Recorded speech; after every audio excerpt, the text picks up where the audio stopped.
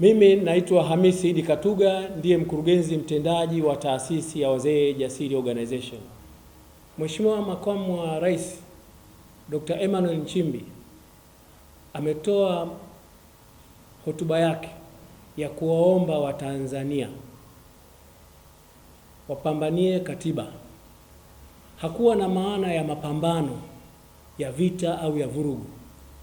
Neno mapambano ni kwamba basi taasisi mbalimbali zinazohusika katika kujadili swala la katiba, mapambano yawe ya fikra, mapambano yawe ya upendo, mapambano yawe ya hoja. Tumeona baadhi ya viongozi wanajitokeza kuchambua hotuba ya makamu wa rais kwamba hiyo na kubeza na vijembe. Sasa halikuwa jambo jema.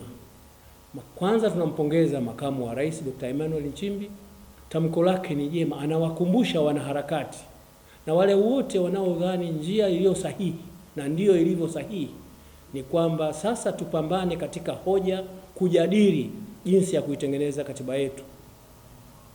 Na alipitia kwamba alivyokuwa katibu mkuu wa CCM alipeleka hoja kwa mwenyekiti wa CCM kupitia ilani ya Chama cha Mapinduzi kwamba sasa Watanzania wanahitaji katiba mpya.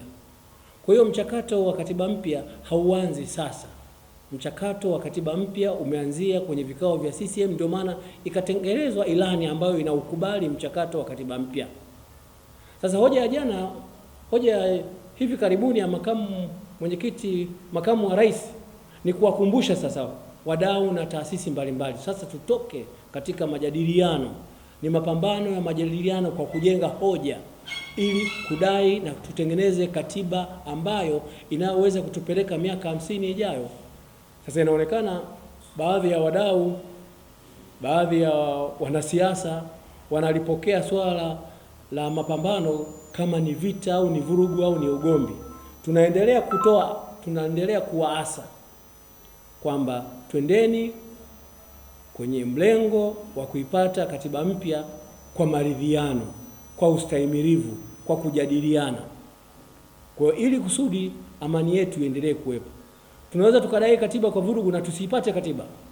Kwa sisi kama Wazee Jasiri Organization tunaendelea kuwaomba Watanzania kama tulivyowaomba tarehe 19 Jumapili kwamba tujadiliane kwa hoja, tujadiliane kwa fikra ili nchi yetu iendelee kuwa salama. Hata nchi yetu hii wakati tunadai uhuru hakukuwa na vurugu.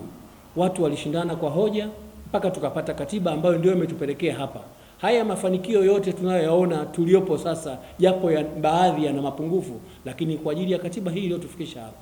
Sasa tamko letu sisi leo tunaendelea kusisitiza kwamba basi amani itawale katika mapambano ya hoja, ya fikra, ya utulivu wa nchi, ya amani. Hatimaye sasa tufikie. Lakini wito sasa kwa hali ilivyo, tunaiomba serikali sasa ambayo inaoandaa mjadala wa katiba mpya itoke sasa, ipange ratiba, mchakato huu uanze, kwa sababu tunapoongelea mwaka 2028 kwamba ndipo tutafika mahali ambapo katiba itakuwa tayari kwa uchaguzi wa serikali za mitaa 29 na 30, uchaguzi mkuu. Muda si mrefu sana, muda ni mfupi. Kwa hiyo mchakato tunaiomba serikali ili kuondosha hizi sintofahamu, basi ratiba ya katiba ianze sasa. Naitwa Tamim Omar Tamim, mkurugenzi msaidizi wa taasisi ya Wazee Jasiri Organization ambaye natokea upande wa Zanzibar.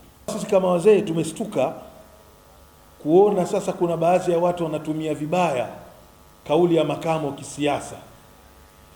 Kwanza wanataka kuleta uchonganishi kati ya rais na makamo wake, waonekane kama watu wako tofauti na serikali yetu ya Jamhuri ya Muungano wa Tanzania kwa kuwa makini, kwa kusimamia amani na utulivu, lakini kuhakikisha kwamba Tanzania inakwenda kupata katiba mpya, katiba ambayo itaridhiwa na wananchi wote. Lakini katiba hii isiwe kama kuna chama kimeshindikiza ndiyo serikali ifanye. Sio kweli. Kuna watu wanatumia vibaya kisiasa ili jambo la katiba, waonekane kama wao ndio wamesindikiza. Hapana. kabla ya uchaguzi, ilani ya uchaguzi ya CCM iliwekwa tayari, katiba hii iwepo. Kwa hiyo wao kutumia mtaji huu kwamba sasa kuwashinikiza wananchi, kuwaambia tufanye hivi kwa mambo ya katiba, hapana.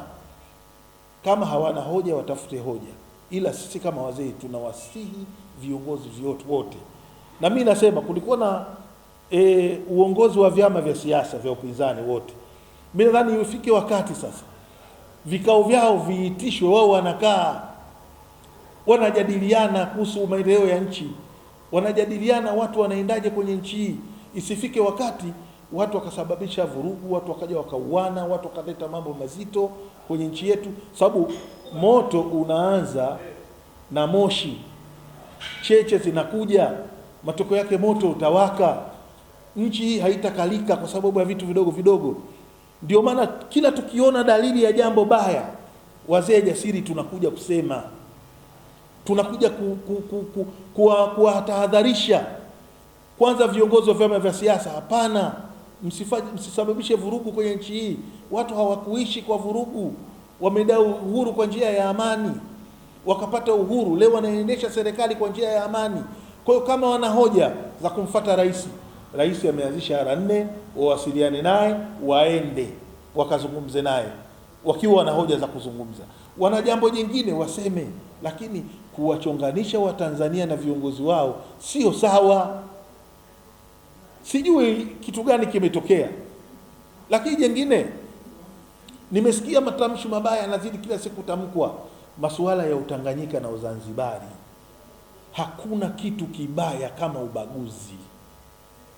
Tukianza vyama kwenda kuzungumza maneno ya kubaguana na watu, tutabaguana kwenye vyama, tutakuja kubaguana kwenye dini, tutabaguana kwenye ukabila, matokeo yake nchi yetu itakuwa haikaliki.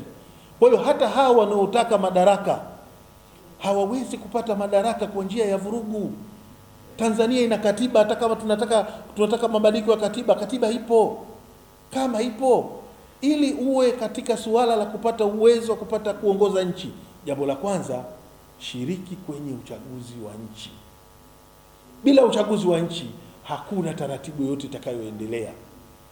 Kwa hiyo mimi niseme kwamba utulivu unatakiwa Tanzania, lakini Watanzania sisi ndio wenye nchi yetu.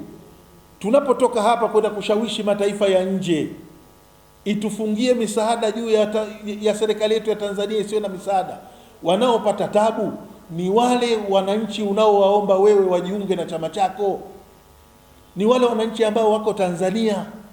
Kwa hiyo si vyema kuleta vurugu na chuki na watu kuchonganishwa bila sababu. Ikinyimwa msaada Tanzania, umenyimwa msaada wewe, wamenyimwa msaada wananchi wanaoishi Tanzania. Kwa hiyo hatuoni kwamba chama hicho kitakuwa kizuri au ndio utakuwa wema utakuwepo. Hapana, kinazuia misaada kule, tutakosa madawa, tutakosa vitu vingine.